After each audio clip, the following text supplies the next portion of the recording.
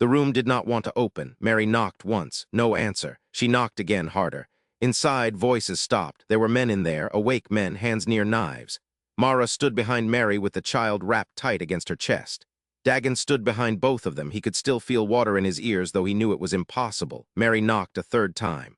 "Open," she said, not loudly. The door listened. So did the men. "Who is it?" a voice asked. Mary looked at Mara. Mara's mouth tightened in a way that meant she wanted to laugh and strike the door in the same breath. "It is Mary," Mary said. A whisper moved inside, not one whisper, many. Dagon could not hear words, only the shape of them. Men's fear has a different sound when a woman brings news. It becomes busy. It searches for procedure. "Which Mary?" the voice asked. Mary closed her eyes. Dagon looked at Mara. Mara looked at the door as if deciding whether to raise the child to witness foolishness early. "The one you are hoping is wrong," Mary said. The whispering stopped again. That, Dagon thought, was a fine answer. Bolts moved, not one bolt, several. The door opened only wide enough to admit suspicion. A young man looked out. Dagon knew his face by seeing it in crowds more than by name. One of those followers who ran messages, fetched bread, listened too hard when the 12 spoke, and tried to look like he belonged near history without admitting he was afraid of it. His eyes moved from Mary to Mara to Dagon. They stopped on the child. Children confuse guarded men. They bring too much future to be processed quickly. "You should not be here," he said. Mary stepped forward. "Then let me in quickly so I am here for less time." The young man did not move. From inside, another voice said, "Who is with her?"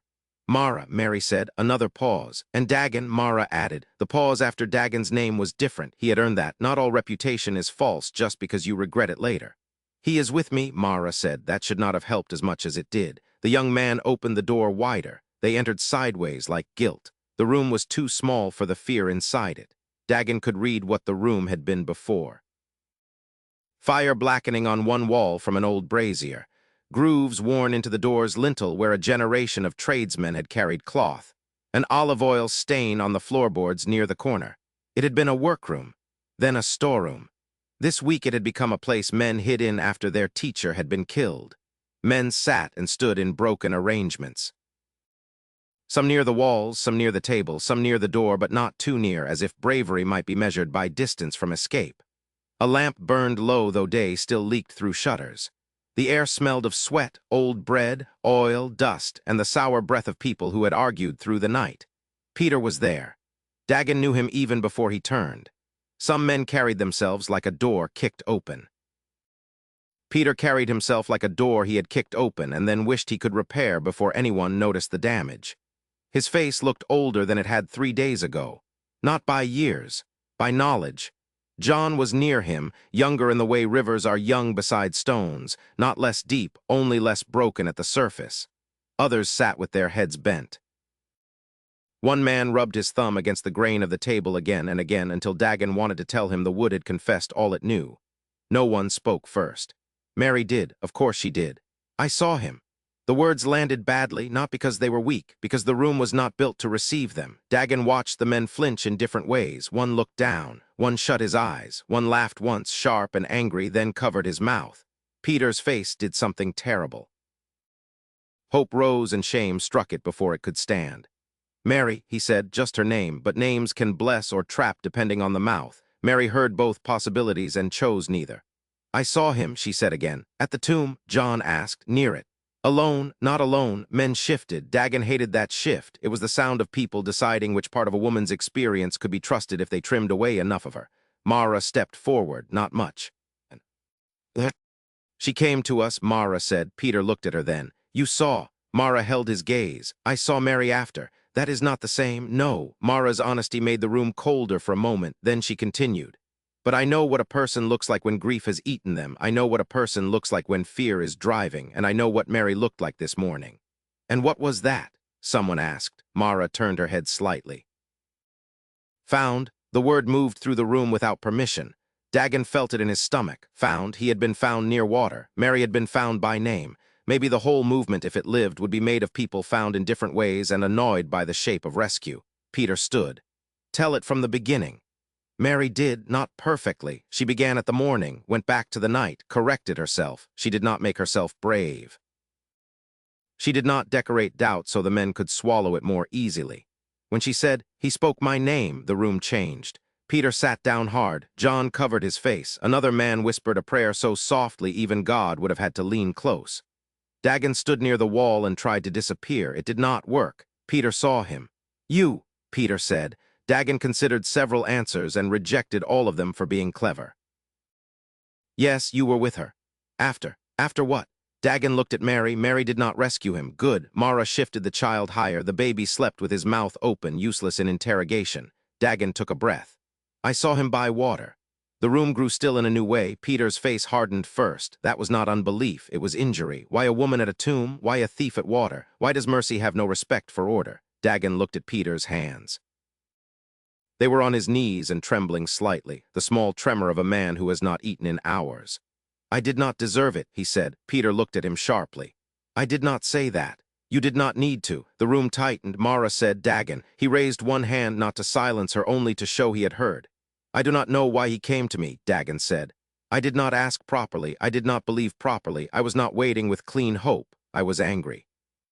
I accused him. I said things to the water I would not have said if I thought anyone merciful could hear." Mary's face softened. Peter did not move. "And?" John asked. Dagon looked at him, "And he caught me." That was all he could say without ruining it. John nodded as if it were enough. Peter looked away. Dagon had expected anger. He had not expected to pity him. Pity was dangerous. It could become pride if held wrong, but this was not the pity of a man above another.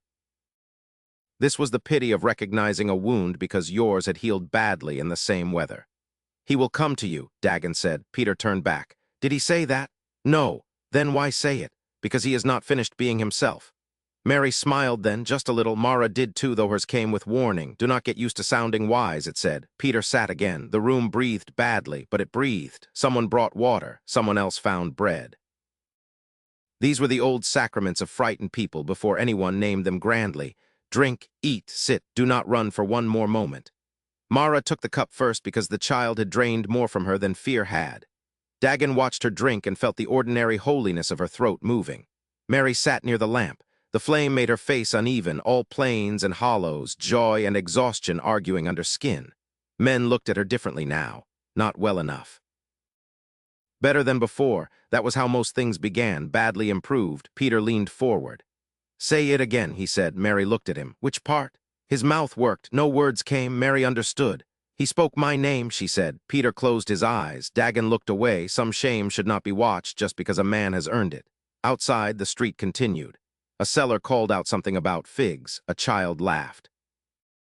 Somewhere a hammer struck wood, and every man in the room flinched before he could become respectable again. The world had not stopped for the death. It would not stop for the rising either. That seemed cruel until Dagon held the cup and understood, dimly, that maybe stopping was never the point. Maybe the point was worse and better, to keep walking through a world that had killed him while carrying proof that harm had failed to make him false. The room did not open that day. Not fully, but it stopped being only a lock. The afternoon was slow. The light that had come through the shutters in narrow strips at the second hour was, by the sixth, lying across the floor in long, flat panels the color of weak honey. It moved by inches. Dagon watched it move because watching it move was easier than watching the men in the room. Someone heated water. A gray-templed man tended the pot, stirring a small heap of leaves.